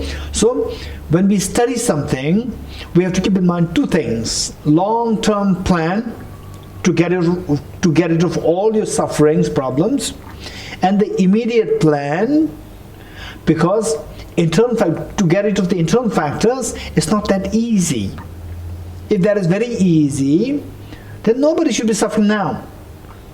So that is a little difficult. For example, let's say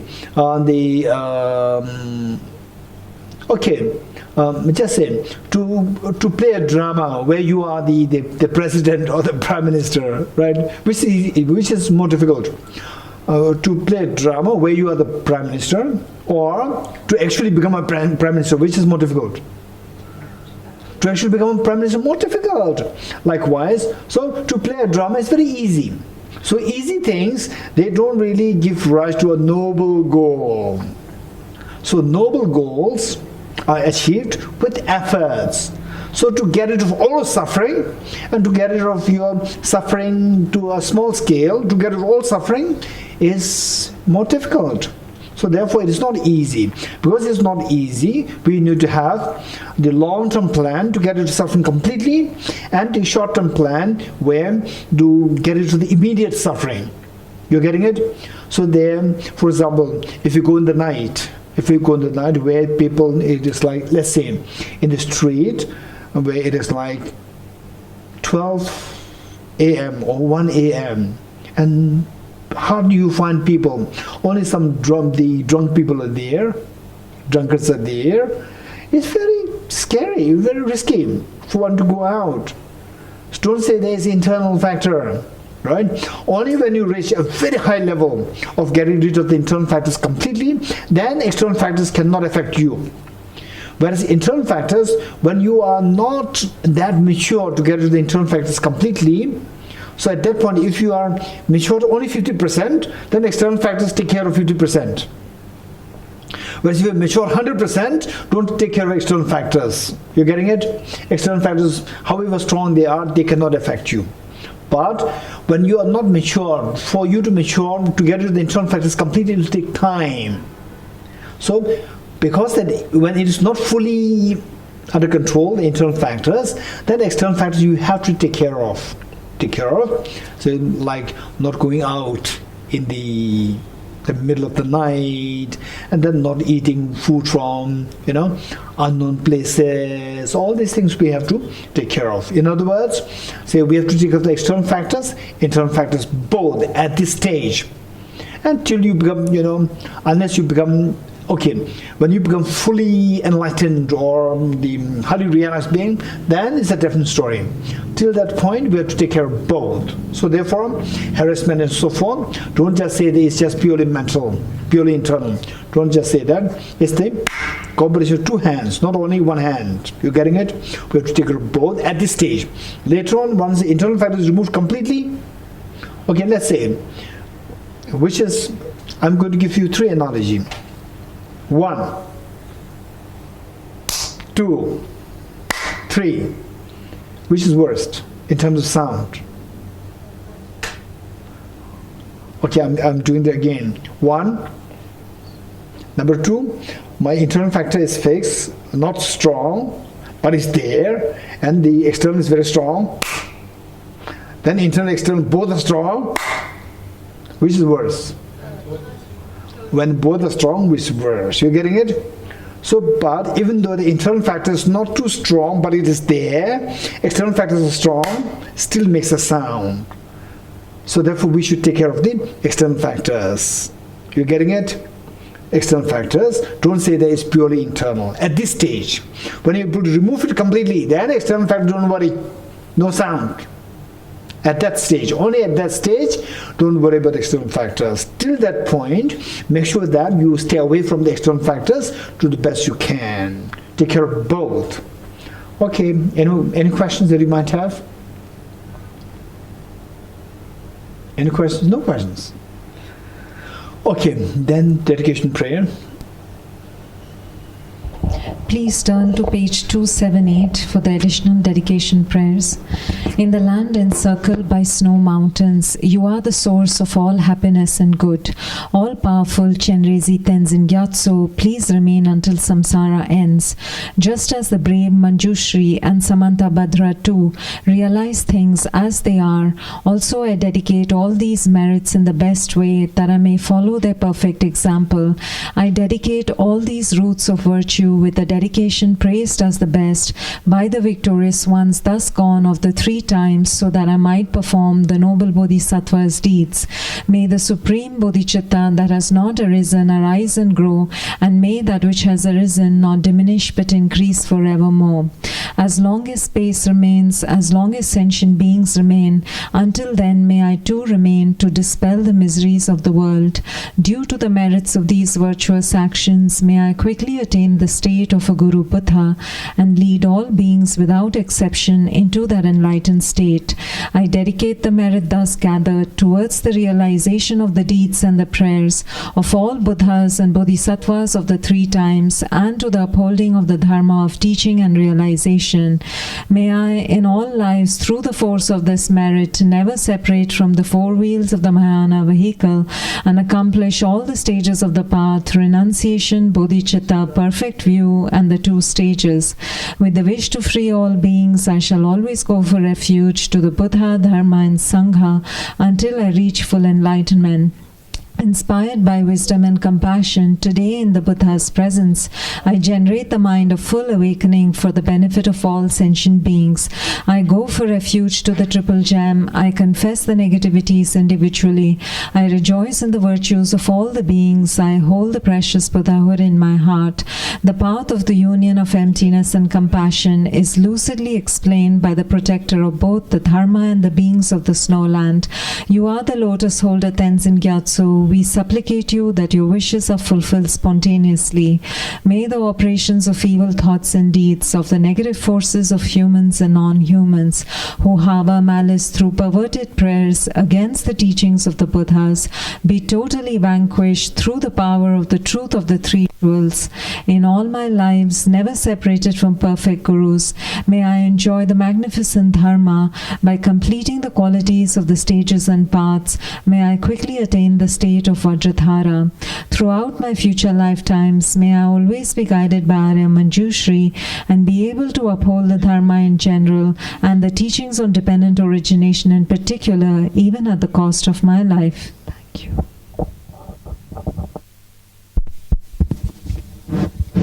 Hello, good evening everyone. I would like to make a quick announcement here. I'm Tenzin Daekyong, the Assistant Program Coordinator of Tibet House.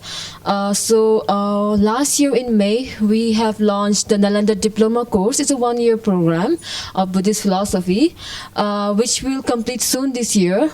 So we're very happy to announce that the registration for the second batch of the Nalanda Diploma course are open, and the classes will begin from the 12th January 2020. So for any further information, please visit our website. The website is www.tibethouse.in. Thank you. Good night, everyone.